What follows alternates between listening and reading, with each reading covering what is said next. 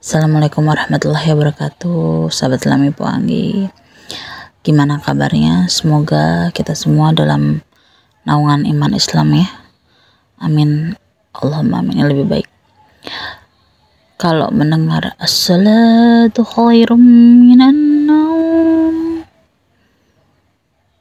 jujur, apa yang terlintas di telinga, di hati, dan di pikiran kita? Kalau saudara-saudari Empu Anggi seiman ini langsung bergerak wudu ya, sholat apa? Benar, sholat subuh. Masya Allah.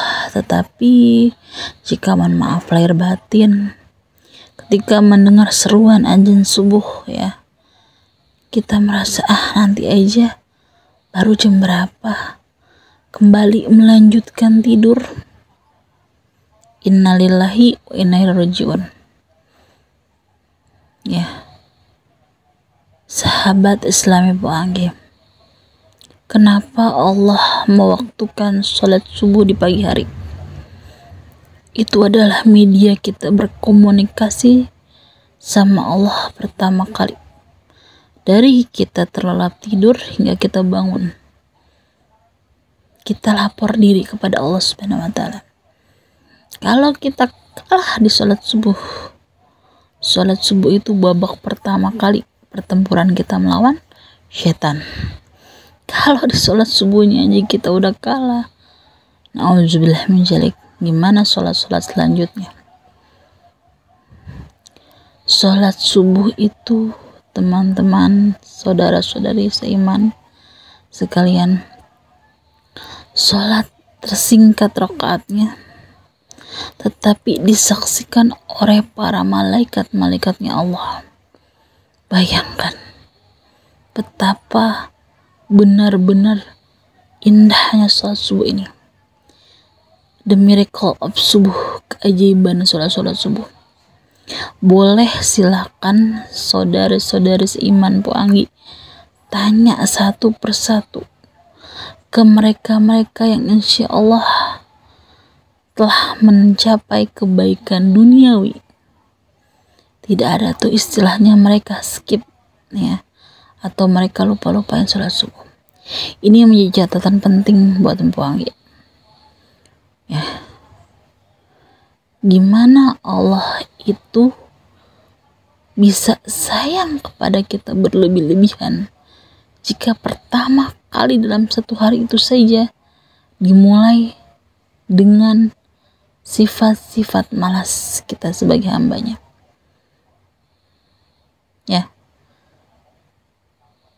Sahabat Islami Poanggi, ada juga yang nanya gini, Pok, kalau sholat kita misalnya maaf kesiangan, kita harus gimana? Teman-teman, di sini ada dua faktor ya. Ada faktor unsur ketidaksengajaan, ada unsur lalai. Ketidaksengajaan ini misal kita capek seharian ya, ketiduran satu kali, bangun tiba-tiba udah jam 6. Gimana nih Poanggi? Sholat aja langsung. Ingat ya teman-teman, sholat itu ibadah pertama kali yang dihisab oleh Allah Subhanahu wa Ta'ala. Baik sholatnya, insya Allah baik pula amalan ibadah yang lain. Wajib, teman-teman mengartikan wajib, tidak ada yang bisa menggantikan. Artinya telat sholat ya. Tetapi di konsep yang kedua ada istilah lalai. Lalai begini, aduh gua ya kan anak sekolah ini bangun jam 6, aduh ntar aja deh, sekalian deh setengah 6 juga mepetin. Boleh nggak Poanggi? Nggak boleh, karena itu termasuk konsep yang lalai. Lalai dalam artian berulang-ulang kali, terus-terusan tiap hari. Itu namanya unsur ketidaksengajaan yang menjadi kelalaian. Jadi akhirnya apa? Sengaja ya teman-teman ya. Tidak boleh melalaikan sholat subuh ya, dengan cara tertidur merupakan salah satu dosa yang besar, dan termasuk kita ke dalamnya ciri golongan orang yang munafik. Al-Imam Ibnu Baz rahimahullah, Majmu'at Fatwa 3/24. Nauzubillah min dzalik. Munafik di sini kan jelas ya. Jika dia berbicara, dia berdusta. Jika dia berjanji, dia khianat. Tidak ada unsur kebaikan dari ciri-ciri golongan orang yang munafik. Inginkah kita masuk dalam golongan orang yang munafik? Tentu saja tidak ya teman-teman ya. Nauzubillah min dzalik. Kita berharap besar kepada Allah Subhanahu wa taala. Kita memulai hari dalam keadaan keistiqomahan, dalam keadaan yang lebih baik dan bertakwa terhadap Allah Subhanahu wa taala. Ya, di keheningan pagi kita tertunduk memohon kepada Allah. Ya Allah, permudahlah. Allahumma yassir wa la tu'assir. Mudahkanlah ya Allah, mudahkanlah ya Allah. Mudahkanlah ya Allah. Kita berebut teman-teman ya. Berebut dengan apa? Berebut dengan cahaya matahari pagi. Kita jemput ridhonya Allah melalui salat subuh ya. Setelah salat subuh teman-teman ya, saya salam ya, salat salam dari Ummu Salamah radhiyallahu meriwayatkan bahwa Nabi Muhammad SAW itu saya salat subuh, beliau membaca doa yang dibaca dari Nabi Muhammad ialah Allahumma inni as'aluka ilman nafi'an wa rizqan thayyiban wa amalan muttaqabalan. Artinya, ya Allah, aku mohon kepadamu ilmu yang bermanfaat, ya, rezeki yang baik dan amalan-amalan soleh yang diterima. Hadis riwayat Mazah nomor 925. Itu doa yang bisa kita amalkan ya setelah sholat subuh. Insya Allah kita akan mendapatkan keberkahan ya teman-teman ya. Apa yang telah Nabi Muhammad SAW baginda Rasulullah ajarkan juga kepada kita. Allah pun akan memelihara orang-orang yang senantiasa sholat subuh ya. Jaminkan oleh Allah Subhanahu wa taala untuk orang yang mengerjakan sholat bardain, sholat subuh dan asar yang tepat waktu, maka dia akan masuk surga. Hadis riwayat Bukhari 574. Artinya teman-teman ya, dari sekian banyak keutamaan sholat subuh ya teman-teman ya, masa sih kita nggak tergerak untuk mendisiplinkan diri? Ini juga reminder atau pengingat buat pewangi bahwa rasanya kalau dipikir-pikir secara logis ya, di dunia kesehatan pun dokter selalu melarang semua pasiennya untuk tidur begadang ya. Di agama Islam pun Allah menyuruh kita untuk bangun pagi sholat subuh. Artinya apa?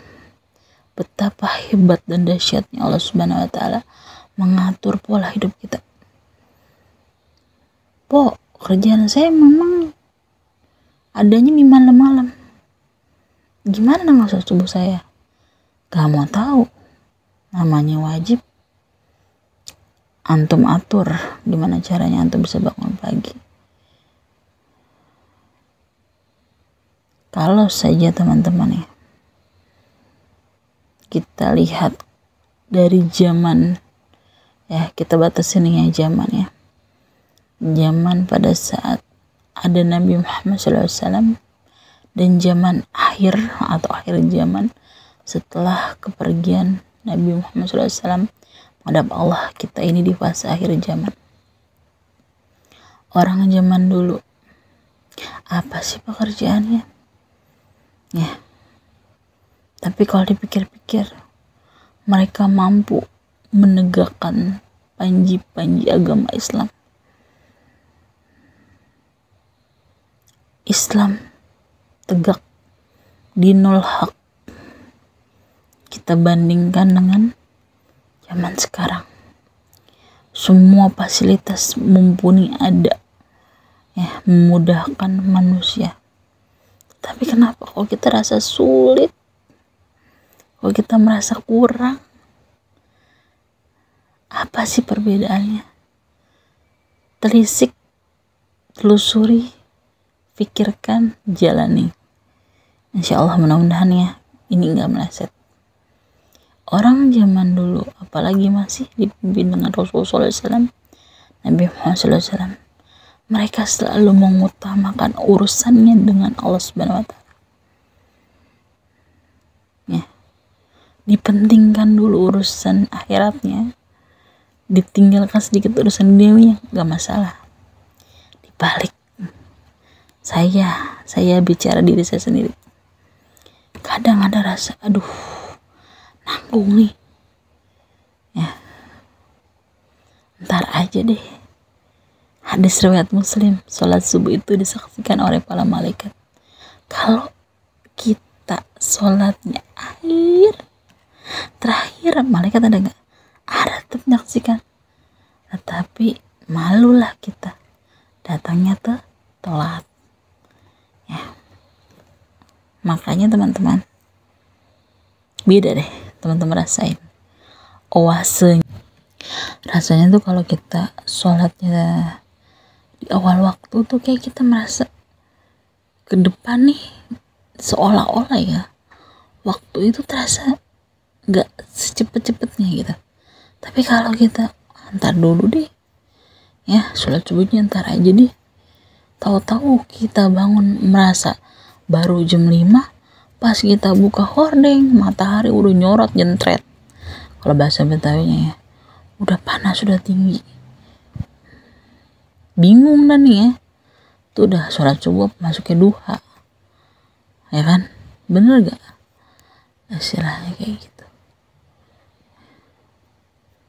Dibatas-batasin nama Allah cuma sehari 5 kali, ini juga istilahnya pengingat juga buat puang ya. Masa nggak bisa sih kita buka gadget, kita buka HP, mohon maaf lahir batin ya, ratusan kali loh. Masa kalah sih sama yang 5 kali itu? Padahal 5 kali itu penting dari apapun, ya. Yuk, mari yuk, semua jawaban ada di diri kita sendiri. Sebaik-baiknya iman Islam itu pada saat kita mampu menghadirkan kebaikan, ya, mampu menghadirkan Allah di setiap langkah kehidupan kita. Sudah di penghujung kontennya teman-teman, mohon maaf lahir batin jika ada perkataan puang yang salah. Jika memang berkenan, silakan share di media sosial yang kalian punya untuk menjadi saling mengingatkan bahwa semua adalah kebaikan, dan insya Allah apapun yang kita kerjakan di jalan Allah tidak ada yang sia-sia. Assalamualaikum warahmatullahi wabarakatuh. Sampai bertemu di konten Islami puang selanjutnya. Mudah-mudahan kita semua bertemu dengan keadaan yang jauh lebih baik dan merahmati Allah Subhanahu Wa Taala. Amin. Allah, amin.